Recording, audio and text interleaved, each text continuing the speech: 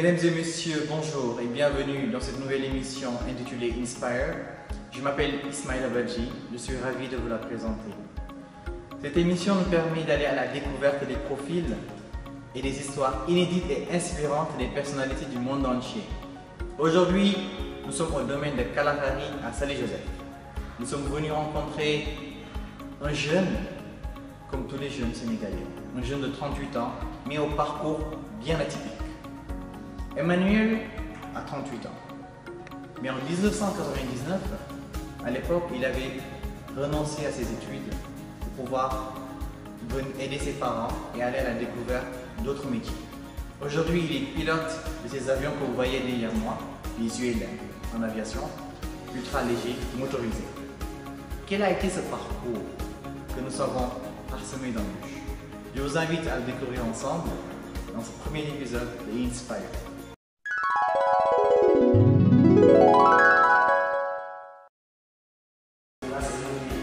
Emmanuel, enchanté. Ça va, Ismaël? Ça va, merci. Bien. Merci de nous recevoir ici, dans votre hangar. Je vois que vous avez pas mal d'avions ici. Ça se passe 1, 2, 3, 4, 5, 6. Bravo. Alors, quel est ce type, pour ceux qui nous regardent et qui ne savent pas exactement, qui n'ont pas l'habitude de voir entre eux ce type d'avion, quel est ce type d'avion exactement? Comment ça s'appelle? Ce type d'avion-là s'appelle autogile. Autogile.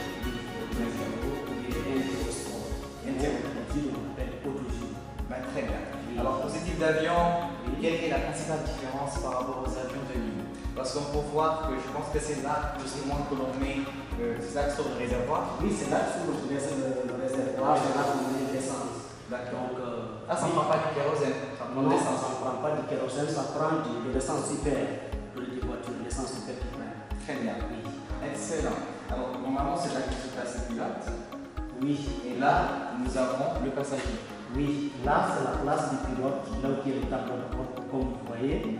Donc derrière ici, c'est la place du passager. Oui. Très bien. Alors là, naturellement, c'est comme un avion, vous avez le tableau de bord, c'est comme un avion de ligne. Donc là, ça c'est le manche à balai. Oui, ça c'est le manche à balai, mais c'est différent avec les avions de ligne, parce que ça c'est les ULM. Les ULM. Oui, il rappelle que motorisé. Excellent. C'est ce que j'allais rappeler aux téléspectateurs. Pour ceux qui n'ont pas l'habitude de voir ce type d'avion, ce sont des ULM, en abréviation bien sûr, qui veut dire les ultra motorisés. Oui. Donc ils peuvent voler jusqu'à quelle altitude? L'oxygène, ça peut voler à 4000 mètres. 12 500 pieds. 12 500 pieds. Oui. Très bien. Nous ici, presque, comme nous sommes tout près de Jazz, on nous a autorisé qu'on vole jusqu'à 600 pieds. Très bien. Oui. Parfait. Et donc aujourd'hui, je veux dire, là nous avons su, comment ça s'appelle d'ailleurs? Les pannes, parce qu'il y a deux pannes. Il y a deux pannes. Et quoi servent les pannes exactement? Les pannes là, ça sert pour la portance. C'est ça qui parle qui va porter la machine. Parce que comme l'hélicoptère, c'est différent avec l'hélico. Parce que l'hélico de panne c'est motorisé. Là, l'autogile, les pannes sont pas motorisées parce qu'il y a que juste un pilote qui va bien prélancer pour avoir un tour. Maintenant, avec le vent relatif, il tourne librement les pannes. Alors aujourd'hui, en essayant de comprendre, bien sûr, les pannes, donc on va dire, jouent un peu le rôle de stabilisateur. On va dire que c'est un peu comme les ailes sur un avion de ligne, c'est bien ça? Non, l'avion de ligne, c'est pas pareil parce que bien avec ça, c'est important. Les pannes, c'est lui qui nous porte, en même temps, c'est lui qui nous garde pour stabiliser la machine. Pour l'équilibre, pour l'équilibre de la machine. C'est très bien. Alors là, nous avons derrière l'hélice, naturellement. Oui, ça c'est l'hélice derrière, c'est ça qui nous pousse. D'accord. Pour avancer. Parce que sans l'hélice, tu ne peux pas aller. Avec l'hélice, c'est ça qui va te pousser pour les déplacements. Oui, donc pas l'hélice c'est pour porter, l'hélice c'est pour pousser. Parfait, excellent. Oui. Donc aujourd'hui, je rappelle pour tous les internautes qui nous suivent que nous sommes à Salé-Joseph.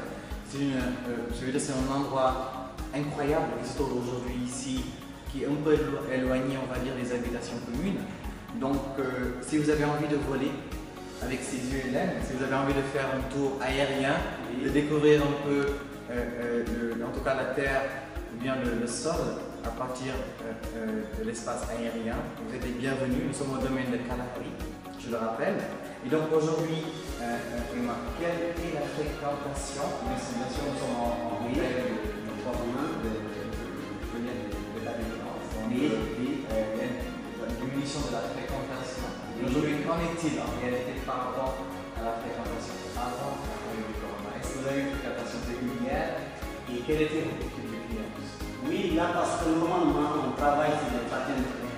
Parce que normalement on n'a pas cette maladie. Le baptême de l'air, ça commence par 20 minutes, 1 heure de temps, ou bien 1 heure et demie, ou 2 heures. Donc c'est ça que nous sommes en train de travailler sur les machines. Pour le moment, avec cette maladie, on ne peut pas travailler parce que le contact humain, c'est un peu compliqué. D'accord. Oui, c'est ça. Mais c'est très bien. Oui. Donc écoutez Emma, nous vous remercions De rien. de nous avoir reçus ici. Merci beaucoup. Chers téléspectateurs, chers internautes, ne bougez surtout pas, nous revenons après une courte pause de publicité pour avoir un petit entretien avec M. Emma par rapport à son parcours. Je le disais tantôt, il a un parcours atypique et vous m'en direz des nouvelles, bien sûr. À tout à l'heure.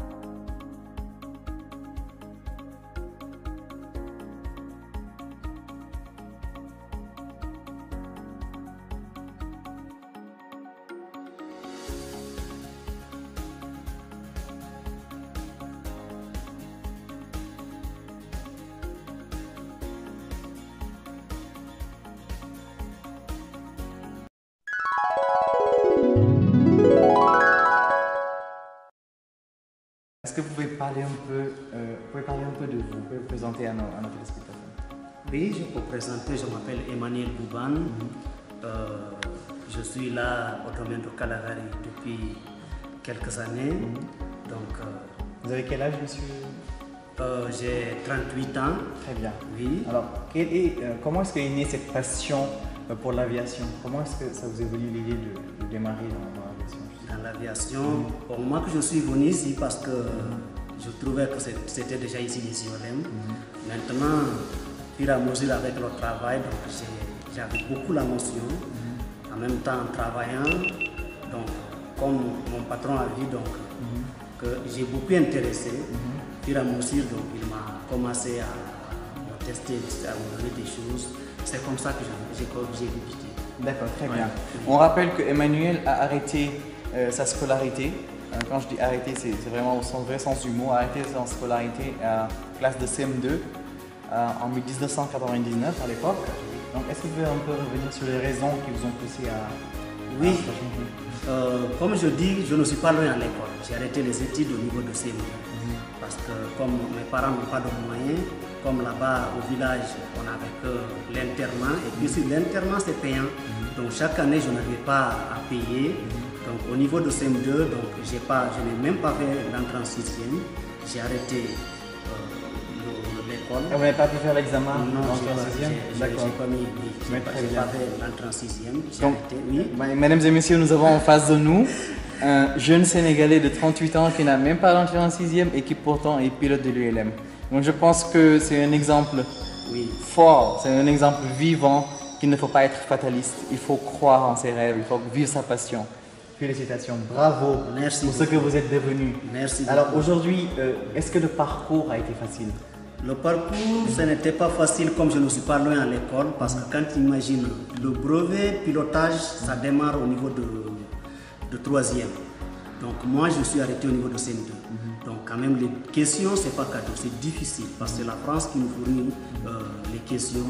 Il faut bien entraîner, bien apprendre pour être apte parce que Si tu n'as pas bien appris, donc ça ne va pas aller. Donc vous avez eu le brevet? Oui, j'ai eu le brevet, mais ce n'était pas facile. D'accord. Oui. Malgré que vous avez arrêté vos études à un moment donné de votre vie, vous avez poursuivi sur la lancée pour vivre vos rêves, mais vous n'avez pas tout de même mis en tout cas l'envie de poursuivre les études. Oui, c'est donc comme... vous avez quand même, vous y avez cru. Oui. Vous avez cherché à avoir le brevet. Oui. Donc ça, je pense que c'est un exemple de persévérance. Donc c'est important à souligner. Aujourd'hui, Emmanuel, dépendant de votre position, je sais bien sûr que vous arrivez à vivre de ce travail. Ce n'est pas donné de rencontrer un pilote tous les jours. Donc aujourd'hui, quelle est la question que je me pose, c'est vous avez 38 ans, ce n'est pas rien. Moi j'en ai 26. Aujourd'hui, la question que je me pose, c'est exactement quelles sont les leçons que vous avez tirées de votre parcours. Finalement, dans une vie, qu'est-ce qui est aussi important à prendre en compte pour réussir en tout cas Pour réussir dans la vie, comme tu es en train de me demander, c'est la volonté. Parce que si tu n'as pas la volonté, tu vas échouer sur beaucoup de choses. Mais quand tu as la volonté, bien vrai, rien n'est facile. Toute chose est difficile. Bien vrai qu'il est difficile, donc tu continues à persévérer et à suivre en apprenant, comme on dit, en mangeant qui donne l'appétit. C'est comme ça. Bravo. C'est comme ça que je suis. En tout cas, vous avez toutes nos félicitations. Merci beaucoup. Tout notre respect pour ce brillant parcours. Merci beaucoup. Quelles sont les perspectives aujourd'hui? Est-ce que peut-être vous poursuivez sur la lancée pour être pilote de ligne avec des avions commerciaux? Quelles sont les perspectives? Non, pour là-bas, je ne crois pas. Mais moi, comme je suis devenu aujourd'hui pilote d'IOLEM, c'est bon, mais j'encourage la jeunesse, eux qui ont la chance d'avoir le bac plus ou le brevet, de continuer à d'être des pilotes de ligne. Et moi, je peux dire, je peux arrêter les IOLEM parce que mon niveau que je suis, je ne peux pas, parce que l'aéronautique parle beaucoup l'anglais. Donc moi, je ne comprends pas la langue anglaise. Donc je me contente sur mon français. Bah, écoutez, c'est le moment d'apprendre. Oui, c'est vrai. Il n'est jamais trop tard d'apprendre. Parce que justement, vous frappez à la bonne porte. Oui. Donc l'anglais, c'est incontournable. Ça, je vous encourage en tout cas à poursuivre. Merci beaucoup. Et à apprendre, à continuer à apprendre. C'est la clé qui vous permet d'être libre. Oui. C'est important d'apprendre et en tout cas d'évoluer. L'éducation, c'est important. Ça, c'est vrai. Écoutez, ça a été un immense plaisir pour moi. Moi de aussi. vous recevoir dans ce premier épisode. Moi aussi, je suis de notre émission Inspire. Oui. Je sais que vous en aurez inspiré beaucoup. Oui. En tout cas, tous les passionnés de l'aviation à s'investir dans ce milieu qui n'est pas du tout donné au Sénégal. Ça, c'est vrai. Donc, je lance un vibrant appel à la jeunesse, en tout cas, s'inspirer de ce modèle de réussite qui est parti de rien. Je rappelle que vous êtes originaire de la région du Sud au Sénégal. Donc, aujourd'hui, juste pour terminer sur cette note, quel message vous avez pour la jeunesse sénégalaise qui nous suit? Pour la jeunesse, de ce que je viens de dire tout à l'heure, vraiment, je les encourage. Surtout d'avoir la volonté. Parce que chaque chose que tu es en train de faire, si tu n'as pas la volonté, tu ne vas pas réussir. Donc, avoir la volonté d'avoir quelque chose, de travailler, parce que sauf le travail qui donne, il faut travailler. Même si c'est dur, il faut avoir la persévérance et travailler. C'est ça que je les encourage, que je les dis vraiment. Je suis très content de moi, en même temps je les encourage les jeunes. Mais très bien. Oui. Mais très bien. Écoutez, nous sommes très contents de vous avoir eu cet entretien avec vous aussi. Merci. Mesdames et messieurs, je mets mon casque et je pense que je vais faire un petit tour en attendant de vous retrouver très prochainement sur Influence TV. Je vous remercie.